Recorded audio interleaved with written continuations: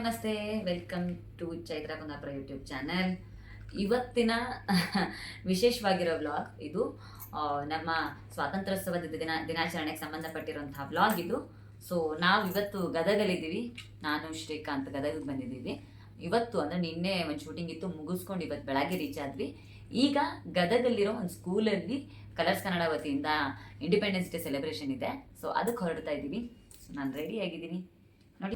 Colours Kannada ವತಿಯಿಂದ 31 ಜಿಲ್ಲೆಗಳಿಗೆ 79ನೇ ಸ್ವಾತಂತ್ರ್ಯೋತ್ಸವದ ಆಚರಣೆಗೋಸ್ಕರ ಬೇರೆ ಬೇರೆಯವರನ್ನು ಕಳಿಸಿತ್ತು ಕಲರ್ಸ್ ಕನ್ನಡ. ಸೊ ಹಾಗೆ ಗದಗವಕ್ಕೆ ನಾನು ಕಲರ್ಸ್ ಕನ್ನಡವನ್ನು ರೆಪ್ರೆಸೆಂಟ್ ಮಾಡಿ ಚಿಕ್ಕಟ್ಟಿ ಗ್ರೂಪ್ ಆಫ್ ಇನ್ಸ್ಟಿಟ್ಯೂಷನ್ ಅನ್ನುವಂಥ ಸ್ಕೂಲ್ಗೆ ಹೋಗಿದ್ದೆ. ಸೊ ಬಹಳ ಅದ್ಭುತವಾಗಿರುವಂಥ ಸ್ಕೂಲು, ತುಂಬ ಮುದ್ದು ಮುದ್ದು ಪುಟಾಣಿಗಳಿದ್ದಂತಹ ಒಂದೊಳ್ಳೆ ಸ್ಕೂಲ್ನಲ್ಲಿ ಅರ್ಥಪೂರ್ಣವಾಗಿರುವಂಥ ಸ್ವಾತಂತ್ರ್ಯ ದಿನಾಚರಣೆಯನ್ನು ಅಲ್ಲಿ ಆಚರಣೆ ಮಾಡಿದ್ವಿ. ತುಂಬ ಖುಷಿಯಾಯಿತು, ಬಿಕಾಸ್ ತುಂಬ ಅದ್ಭುತವಾಗಿರುವಂಥ ಸ್ಕೂಲು. ಆ ಸ್ಕೂಲ್ನ ಕ್ಯಾಂಪಸ್ ಒಳಗಡೆ ಓಡಾಡ್ತಾ ಇದ್ರೇ ನಮಗೆ ನಿಜವಾಗ್ಲೂ ಖುಷಿ ಆಗ್ತಿತ್ತು. ಯಾಕೆಂದರೆ ಅಷ್ಟು ಚೆನ್ನಾಗಿ ಆ ಕ್ಯಾಂಪಸ್ನಲ್ಲಿ ಒಂದಷ್ಟು ಕೋಟ್ಸ್ಗಳನ್ನು ಬರೆದಿರುವಂಥದ್ದು, ಆ ಕ್ಯಾಂಪಸನ್ನು ರೆಡಿ ಮಾಡಿರುವಂಥದ್ದು ತುಂಬ ಅದ್ಭುತವಾಗಿದ್ದ ಸ್ಕೂಲಾಗಿತ್ತು.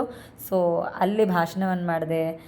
ನಾನು ಶ್ರೀಕಾಂತ್ ಇಬ್ಬರು ಜೊತೆಲೇ ವೇದಿಕೆಯನ್ನು ಹಂಚ್ಕೊಂಡಿದ್ವಿ ಕೂಡ. ಸೊ ತುಂಬ ಸ್ಪೆಷಲ್ ಆಗಿದ್ದಂತಹ ಈವೆಂಟ್ ಇದು ಅಂದರೆ ತಪ್ಪಾಗಲ್ಲ ನಮಗೆ. ಸುಮಾರು ಪುಟಾಣಿಗಳು, ಪೇರೆಂಟ್ಸು ಎಲ್ಲರೂ ಬಂದಿದ್ದರು.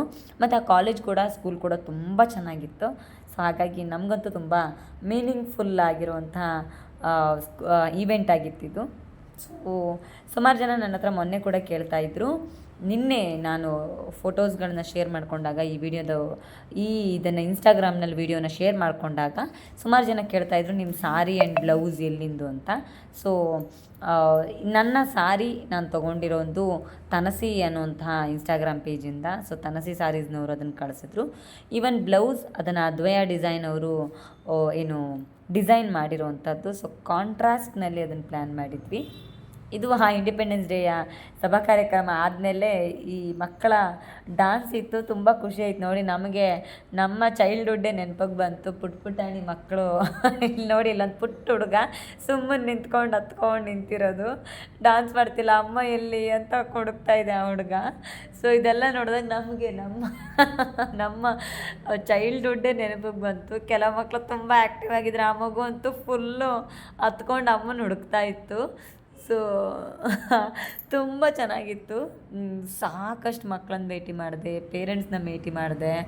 ನಿಜವಾಗ್ಲೂ ತುಂಬ ಖುಷಿಯಾಗಿತ್ತು ಈವೆಂಟ್ನಲ್ಲಿ ಪಾರ್ಟಿಸಿಪೇಟ್ ಮಾಡಿದ್ದು. ಆ್ಯಂಡ್ ರಿಯಲಿ ನಾನು ಕಲರ್ಸ್ ಕನ್ನಡಗೆ ಥ್ಯಾಂಕ್ಫುಲ್, ಬಿಕಾಸ್ ಅಷ್ಟು ಅರ್ಥಪೂರ್ಣವಾಗಿ ಒಂದು ಸ್ವಾತಂತ್ರ್ಯೋತ್ಸವದ ಆಚರಣೆಯನ್ನು ಮಾಡೋದಕ್ಕೆ ನನಗೆ ಅವಕಾಶ ಮಾಡಿಕೊಟ್ರು.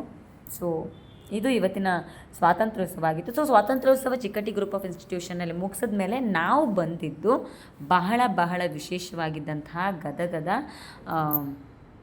ಪುಟ್ಟರಾಜ ಗವಾಯಿಗಳ ಆಶ್ರಮಕ್ಕೆ. ಸೊ ತುಂಬ ಅದ್ಭುತವಾಗಿರುವಂತಹ ಸೇವೆ ಮತ್ತು ಸಂಗೀತವನ್ನೇ ಉಸಿರಾಗಿಸ್ಕೊಂಡಿರುವಂತಹ ಪುಟ್ಟರಾಜ ಗವಾಯಿಗಳ ಆಶ್ರಮ ಇದು. ಸೊ ಅಲ್ಲಿ ದರ್ಶನವನ್ನು ಪಡೆದ್ವಿ.